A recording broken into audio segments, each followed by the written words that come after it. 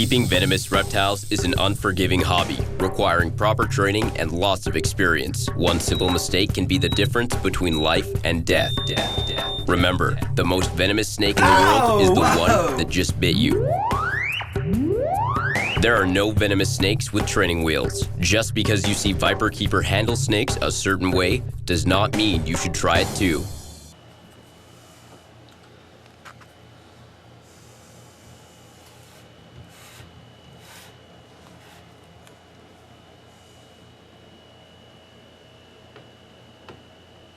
A little bit of inching by the head. She does have a tendency to miss and swing, so just be ready. I don't think she can reach you from there, but just be ready. Oh, and an immediate happy death at her. Here we go.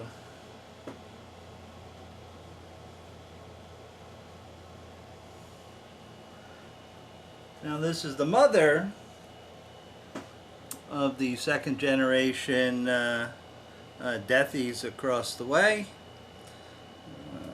She's produced many broods of babies for me. I breed her every other year since I'm not a snake equivalent of a puppy mill. My animals get a rest if in between, so they don't get sort of reproductively worn out, and I have to admit it's very difficult finding homes for 39 baby death adders at a time. That was the size of the litter that she produced the last time around, so we don't do that very often. Okay, so we'll let her go ahead and finish that. Oh!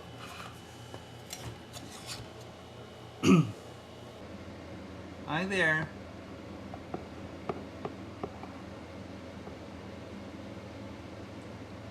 Hi, Miss Coral Cobra. Are you looking for something to eat? Huh?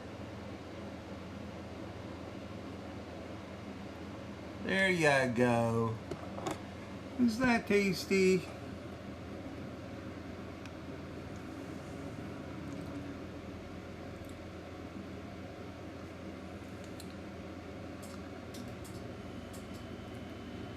She's a really good feeder, captive bred, captive born. My friend Cody produced her, doing really well.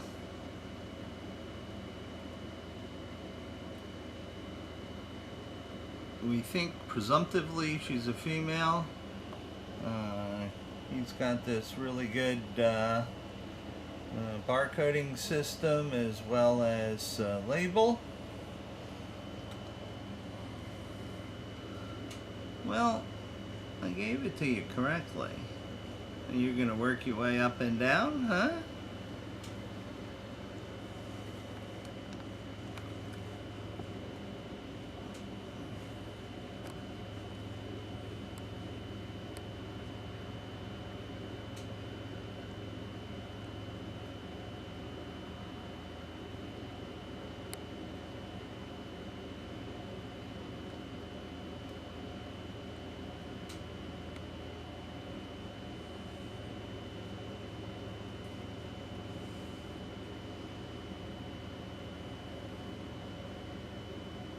Boy, you're really tenderizing that one.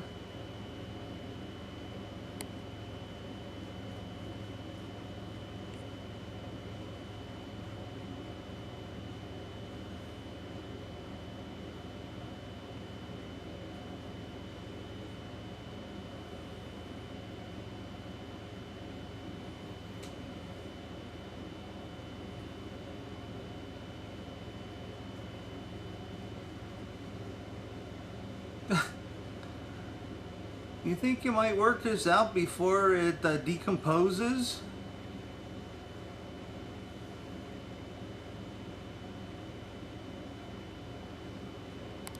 Alright, I don't have enough patience for this. I'll just let her do her thing, and if she eats that, I'll give her another one. Mr. Coral Cobra here. Come on, dude. Really likes eating geckos.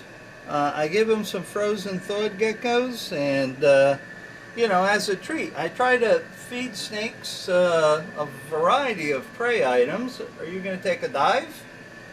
Huh? Am I going to have to grab you? Book. So what I was saying was that he likes them so much, he's decided not to eat his other favorite, chicks. You know, he'll eat mouse pinks, rat pinks, rat mouse fuzzies, quail chicks, and his current favorite is geckos. So he's like, no geckos, no visit. I gave him one earlier today.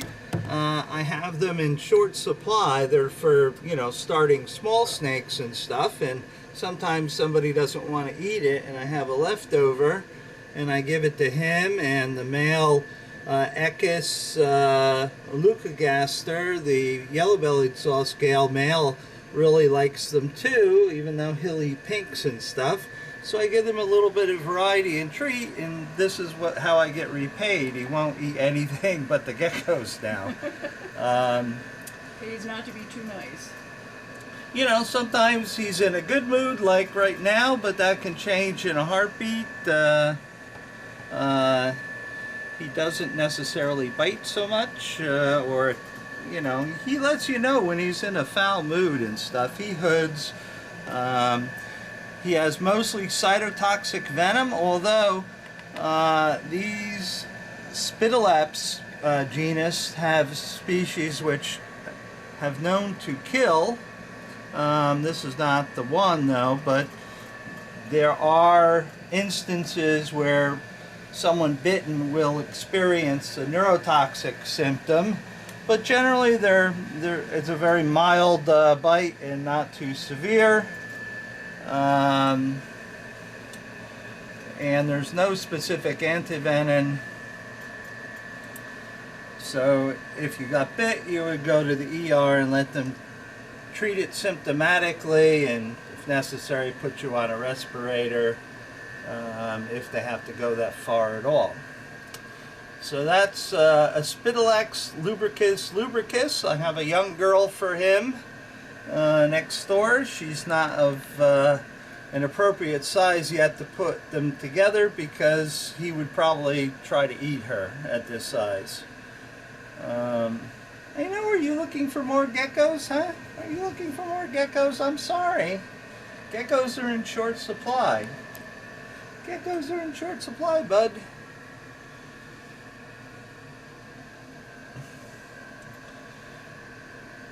What? Alright, I'm going to go back in my hut because there's nothing to eat. Typical snake. Not too social when there's no food. Easy, there's no food. Do you want a drink? Now the reason why he probably has his mouth open is he's hot and he wants to cool off a little bit. You want a drink? Huh? Come on. Well, if you sit still, I put it in your mouth.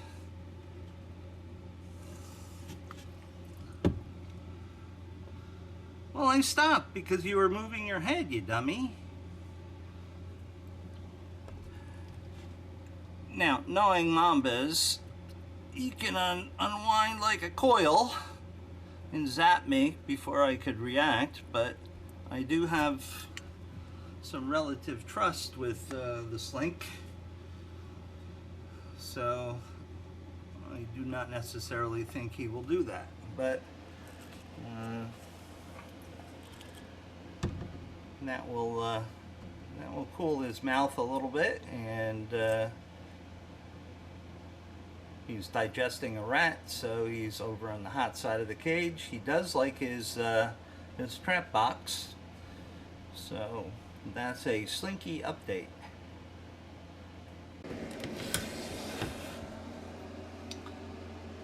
And here's Kermit. Hey Kermit, how you doing, bud? there's no food, so he's not interested in visiting with me. Huh? You're not interested? Huh?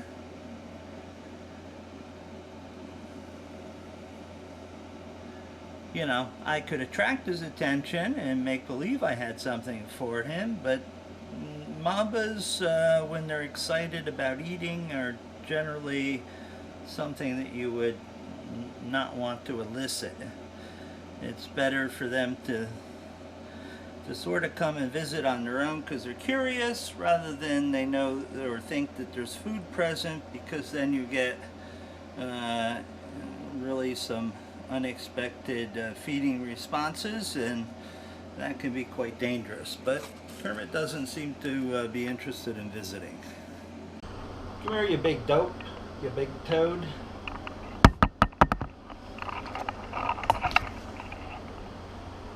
Come here.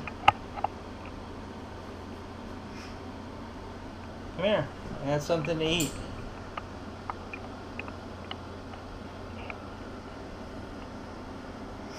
I know, I hear you huffing. Come on. I know, you don't want to be bothered.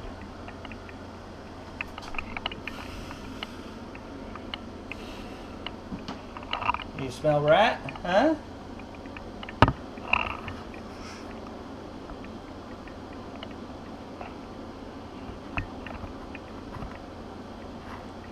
You want something to eat? Huh? I know, come on.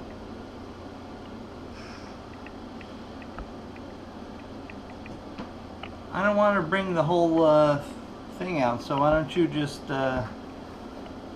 be nice and visit me? Oh boy, you're nice and toasty, huh? You're nice and toasty. Oh, which way are you going out? You're going out this way? Oh, I got your tail. Oh, yeah, I got that last bit of shedding off your tail.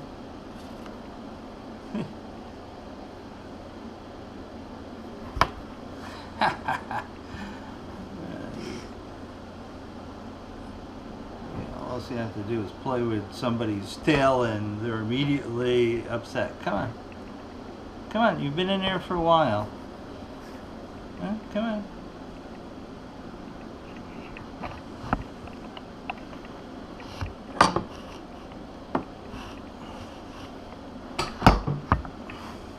Alright, am I going to have to roll this out in order to get you back to your cage? Huh? Come on!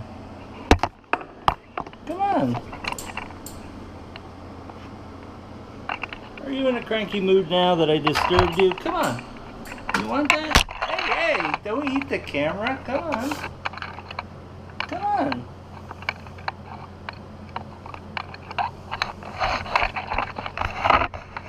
Come on! Come on back to your cage! Come on! Come on!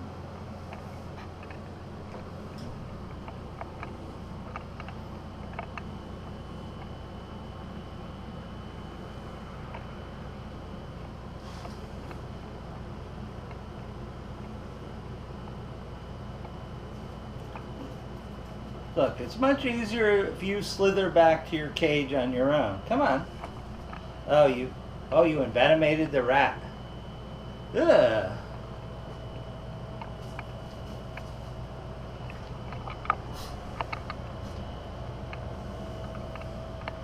Now what is he doing?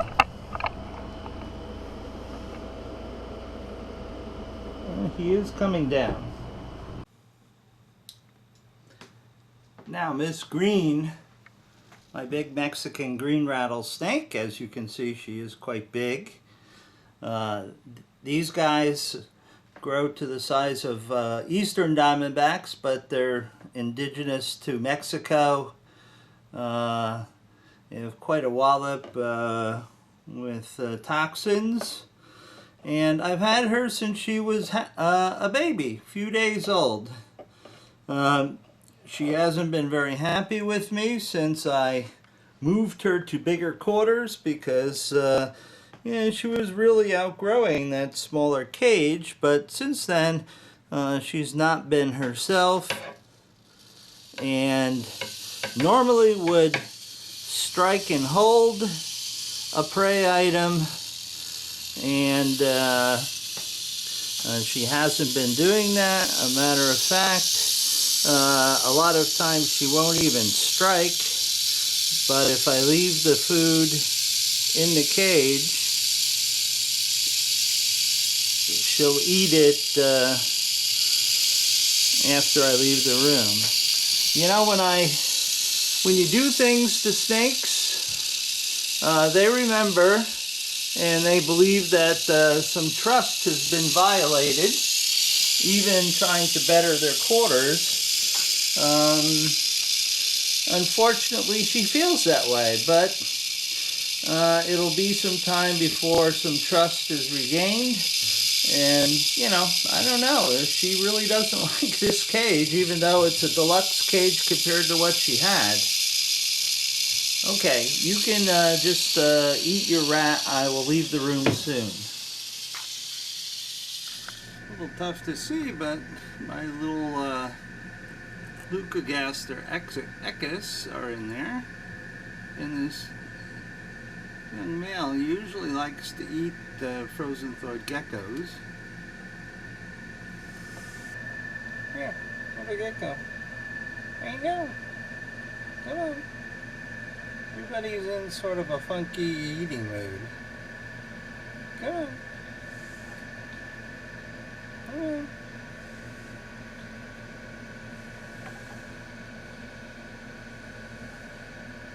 It's getting near breeding season for these guys.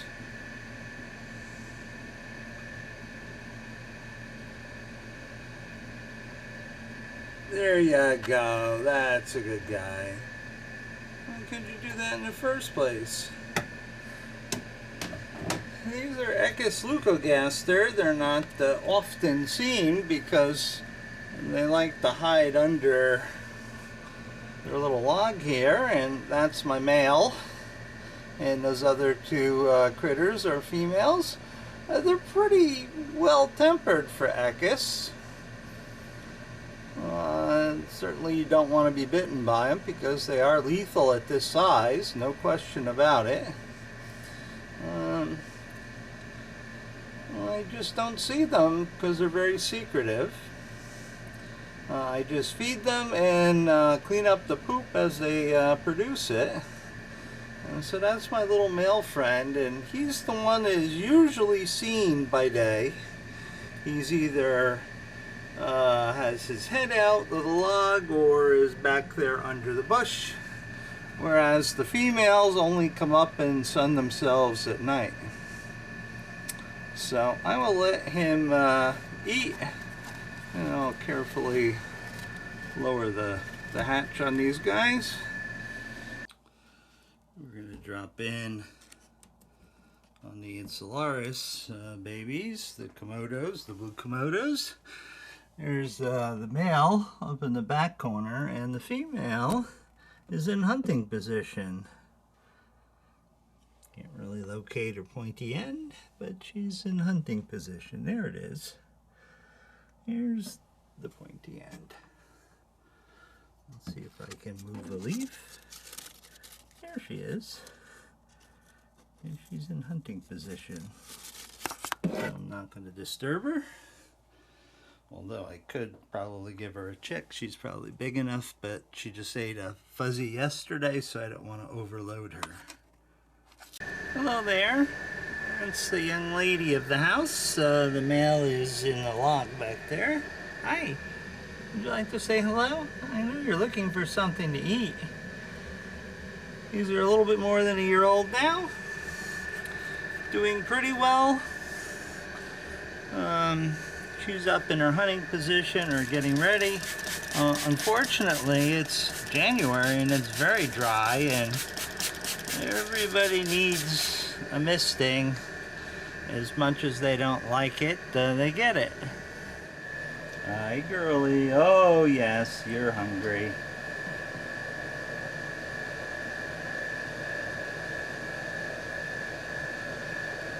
What? I'm not making it easy for you?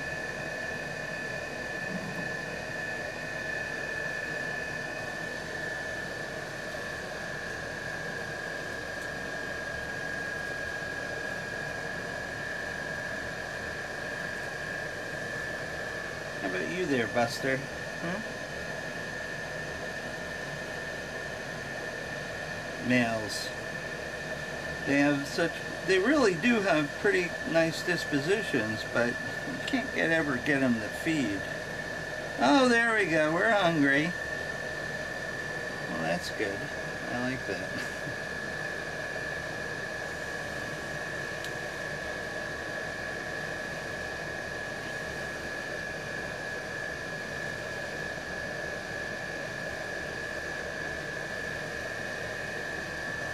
Female will probably take 2, but for now that's good enough. Now here's their sister up here. She's all by herself. Yes, food will be coming immediately. Look how big she is. Yeah, that's what happens when they eat really well. You interested in that? Of course.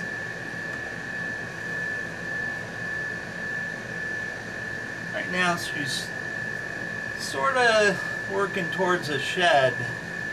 She is a very vibrant green, and her upper labials are beautiful chartreuse color.